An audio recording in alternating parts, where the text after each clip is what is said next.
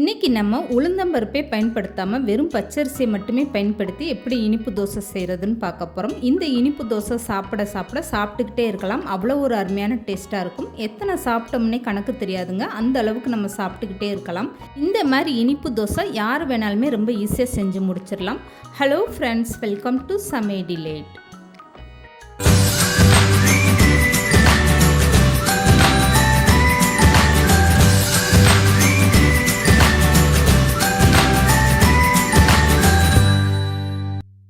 இப்போ இனிப்பு தோசை செய்கிறதுக்காக ஒரு கப் அளவுக்கு நான் பச்சரிசி எடுத்து இதை நல்லா 3-4 டைம் கழுவிட்டு 1 மணி நேரம் நான் ஊற வச்சுருக்கேன். ஃபஸ்ட்டு இந்த மாதிரி பச்சரிசி எடுத்து நீங்கள் 1 மணி நேரம்னாலும் குறைஞ்சது ஊற வச்சு எடுத்துக்கோங்க. அதிக டைம் ஊறினாலும் தப்பு இல்லை, ஆனால் குறைஞ்சது 1 மணி நேரம் ஊறினா தான் இந்த அரிசி அரைக்கிறதுக்கு ரொம்ப ஈஸியாக இருக்கும்.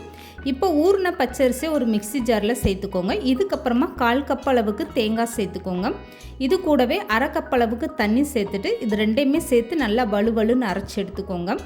அரிசி அரைக்கும் போது உங்களுக்கு தண்ணி பத்தலைன்னா நீங்கள் கூடுதலாக தண்ணி சேர்த்துக்கோங்க. இப்போ அரைச்சிட்டு வந்த மாவை நான் ஒரு பவுலில் மாற்றிட்டு எடுத்து காட்டுறேன் பாருங்கள். எந்த அளவுக்கு நல்லா மாவு தண்ணியாக இருக்குன்னு. இதில் இன்னும் கொஞ்சமே நான் தண்ணி சேர்க்க போகிறேன். இப்போ அரைச்ச மாவை நீங்கள் கையில் எடுத்து பார்த்தீங்கன்னா இந்த அளவுக்கு நல்லா வலுவலுப்பாக இருக்கணும். இப்போ இந்த மாவில் 1/2 ஸ்பூன் அளவுக்கு உப்பு சேர்த்துட்டு நல்லா கலந்து கொடுத்துருங்க.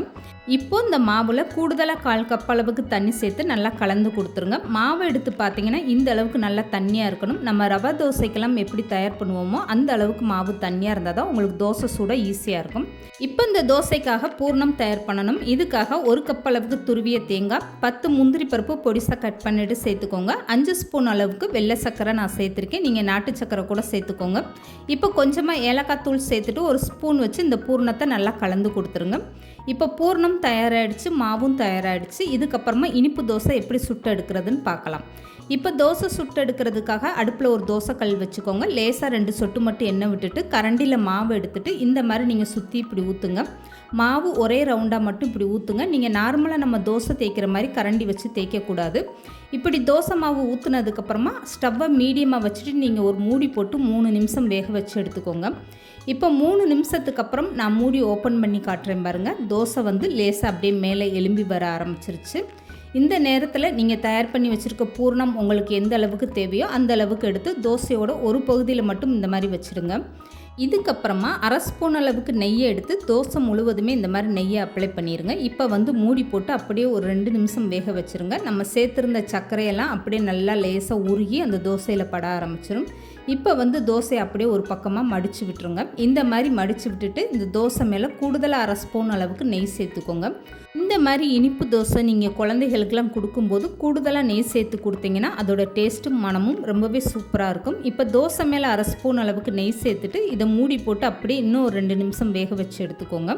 இப்படி மடித்து விட்டு நீங்கள் மூடி போட்டு வேக வைக்கும்போது இந்த தோசையில் சேர்த்துருக்க சர்க்கரை எல்லா பக்கமே பட ஆரம்பிச்சிடும். அப்போ தோசை சாப்பிடல ரொம்பவே நல்ல டேஸ்ட்டாக இருக்கும். இப்போ தோசையை ஒரு பக்கமாக இப்படி திருப்பி விட்டு இன்னும் கொஞ்சம் நேரம் இப்படி வேக வச்சு எடுத்துக்கோங்க. இந்த தோசை நீங்கள் சுட்டு எடுக்கிற வரைக்குமே ஸ்டவ்வை மீடியமாக வச்சுட்டு சுட்டு எடுத்துக்கோங்க. அவ்வளோதான். இதுக்கப்புறம் மீதம் இருக்க எல்லா மாவும் இதே மாதிரி நீங்கள் தோசையை சுட்டு எடுத்துக்கோங்க.